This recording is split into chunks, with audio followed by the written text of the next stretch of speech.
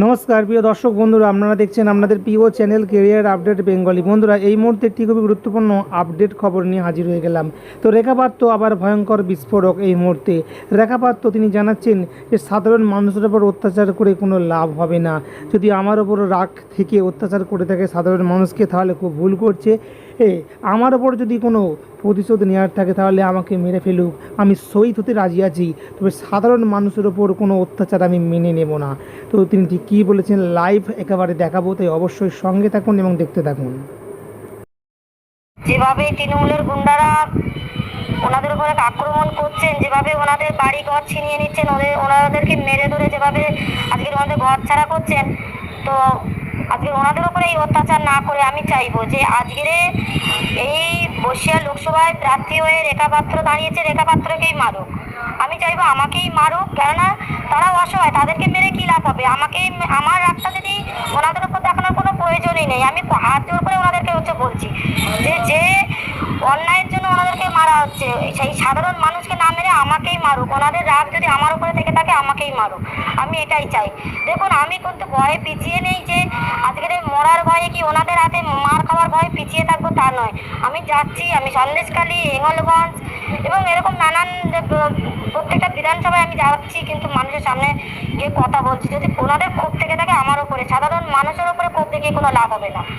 সাধারণ মানুষের উপর ক্ষোভ দেখিয়ে কোনটা ওরা প্রমাণ করতে চাইছেন?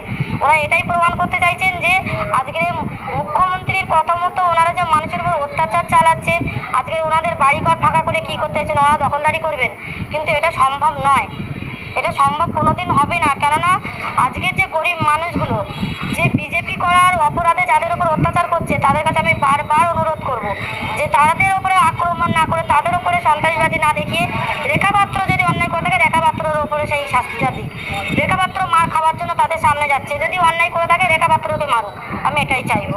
পানীয় জলের কলেজ নিয়ে অবরোধ করছে যে পানীয় জলে জল দিতেও যেতে পারছে না, বা আদিবাসীরা জল দিতে পারছে না। ওই আপনারা দেখুন, আদিবাসী বাঙালি সবার উপরে এই ক্ষোভটা দেখাচ্ছেন। যারা বিজেপি করেছেন তাদেরকে টিউবওয়েল বন্ধ করে দিচ্ছেন, এটা আগারহাটিরই ঘটনা।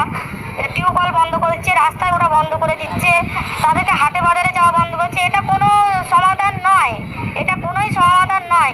রাস্তাটা বলুন আর টিউবওয়েলটাই বলুন, এগুলো কিন্তু মুখ্যমন্ত্রীর কিন্তু নিজের প্রপার সম্পত্তির থেকে দিয়ে যাননি। এগুলো কিন্তু সরকারি মতো আমার প্রধানমন্ত্রীজির একটা সুবিধা। এগুলো সাধারণ মানুষের জন্য, যেমন ওনারাও ব্যবহার করতে পারবেন তেমন এনারাও ব্যবহার করতে পারবেন। এনারা টিএমসি করেন বলে যে আমরা বলবো না যে উনি টিএমসি করেন বলে উনি ব্যবহার করতে পারবেন না, ওনারাও বলতে পারেন না যে ইনি বিজেপি করেন বলে এনারাও ব্যবহার করতে পারবেন না, সবার জন্য।